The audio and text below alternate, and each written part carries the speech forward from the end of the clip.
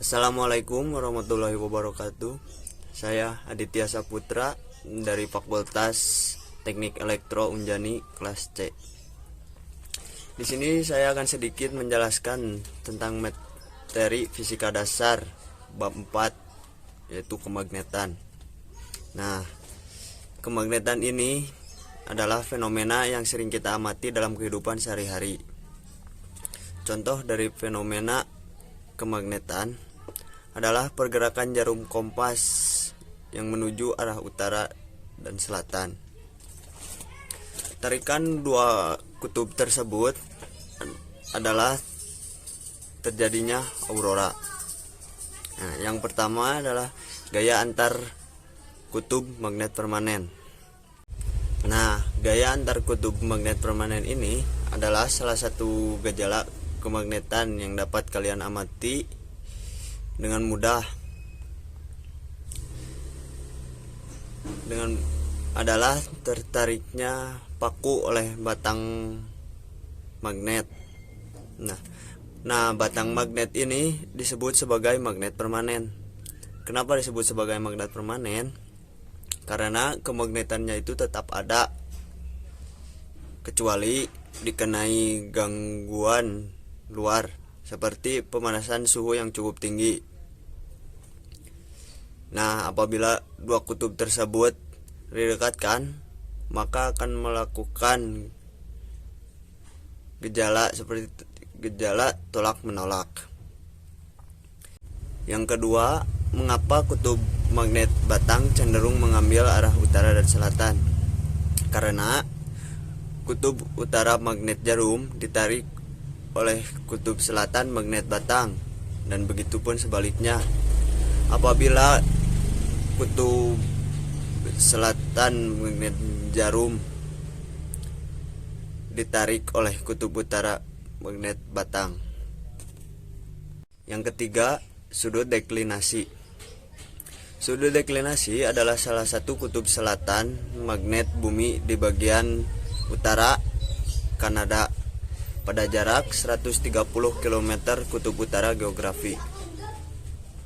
Akibatnya, jarum kompas tidak tepat menunjuk arah utara dan selatan. Nah, antara sudut yang ditunjukkan jarum kompas dengan arah kutub utara geografi disebut sebagai sudut deklinasi. Nah, yang keempat adalah sudut inklinasi. Sudut inklinasi adalah sudut yang dibentuk oleh garis hubung kutub utara dan selatan dengan garis yang horizontal. Nah, untuk menentukan sudut inklinasi, kalian harus tempatkan jarum kompas pada poros yang memungkinkan jarum berputar bebas dalam arah vertikal. Yang kelima adalah domain magnet. Domain magnet adalah sebuah magnet permanen yang sebenarnya terdiri atas domain-domain magnet yang ukurannya sangat kecil. Nah, tiap domain tersebut sudah merupakan magnet karena dari potongan-potongan tersebut bisa kita sebut sebagai magnet. Nah, yang keenam ada garis gaya magnetik. Nah, mungkin kalian teman-teman udah dengar gaya antar muatan listrik. Gaya antar muatan listrik ini dilukiskan keluar dari muatan positif dan masuk dari muatan negatif. Nah, untuk mendapatkan kemudahan yang sama, maka diperkenalkan juga garis magnet. Nah, garis magnet ini adalah garis gaya magnet yang dilukiskan keluar dari kutub utara dan masuk dari kutub selatan. Nah, yang ketujuh, tidak ada muatan magnetik. Tidak ada muatan magnetik adalah garis gaya keluar dari muatan positif dan masuk pada muatan negatif. Nah, misalkan kutub utara yang terpisah atau kutub selatan yang terpisah disebut muatan magnet. Karena tidak pernah ditemukan kutub utara atau selatan, kita simpulkan tidak ada muatan magnet. Dan yang kedelapan, medan magnet. Medan magnet ini seperti medan listrik. Akan tetapi di suatu magnet dihasilkan medan magnet dengan sifat arah medan magnet sama dengan arah garis gaya magnet. Nah, di sekitar kutub magnet, kerapatan garis gaya magnet paling besar, sehingga medan magnet yang paling besar. Dan yang kesembilan ada gaya Lorentz. Gaya Lorentz adalah besar dan arah gaya yang dialami sebuah kawat yang dialiri arus listrik dalam medan magnet. Nah, untuk menentukan gaya Lorentz, kita bisa gunakan sebuah skrup yang diputar ke arah kanan dengan cara seperti ini. Yang pertama, tempatkan vektor panjang kawat dan vektor medan magnet sehingga titik pangkalnya berimpit. Dan yang kedua, putar skrup kanan dari arah panjang vektor ke arah vektor medan magnet. Dan yang terakhir, arah maju skrup sama dengan arah gaya Lorentz pada kawat. 10 definisi 1 Tesla. Jika arah arus dan arah medan magnet yang saling tegak lurus, maka θ sama dengan 90 derajat atau sin θ sama dengan 1. Contohnya, jika kawat dialiri arus listrik 1 ampere dan panjang kawat dikenai medan magnet 1 meter, maka besarnya medan magnet tersebut sama dengan 1 Tesla. Dan 11 ada gaya Lorentz pada muatan yang bergerak. Nah, mungkin teman-teman sudah tahu bahwa muatan yang bergerak itu menghasilkan arus listrik. Dengan begitu pun muatan yang bergerak dalam medan magnet juga mengalami gaya Lorentz. Nah, kita juga dapat menentukan persamaan gaya Lorentz untuk muatan yang bergerak dari persamaan gaya Lorentz untuk arus kawat. 12. Pembelokan lintasan muatan dalam medan magnet. Nah, teman-teman, seperti yang tadi kita bahas, gaya Lorentz itu memiliki arah tegak lurus. Nah, arah tegak lurus itu bermuatan partikel yang bergerak dalam medan magnet. Sama persis seperti gaya pada benda yang sedang melingkar.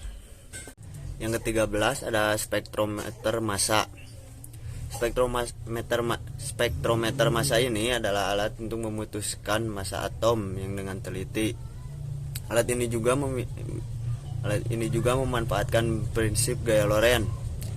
Atom yang diukur massanya itu diionisasi sehingga bermuatan positif. Nah, ion tersebut ditembakkan dalam sebuah medan magnet yang diketahui besarnya. Nah, di sini ada 2 macam spektrometer. Yang pertama ada selektron kecepatan. Selektron kecepatan ini memanfaatkan gaya listrik dan gaya magnet. Medan magnet dan medan listrik ini dibangkitkan dalam satu ruangan dan arah yang saling tegak lurus. Dan yang kedua ada spektrometer massa lengkap.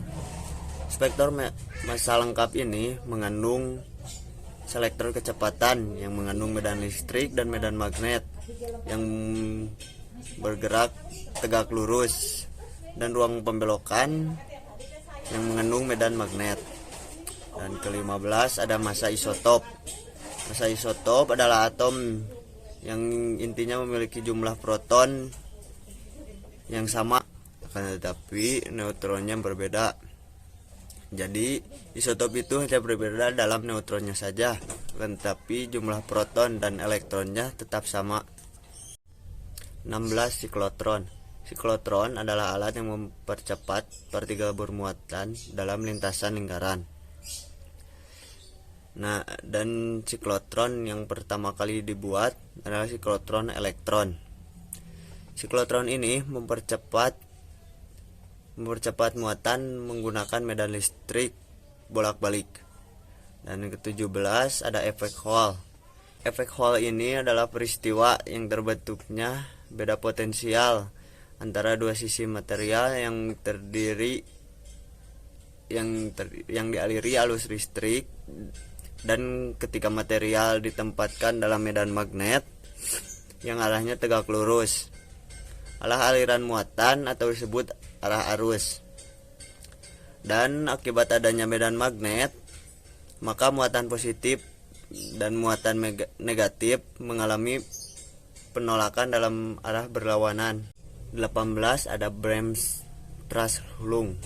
Bremsstrahlung ini adalah partikel yang bermuatan listrik yang memiliki percepatan atau perlambatan yang memancarkan gelombang elektromagnetik.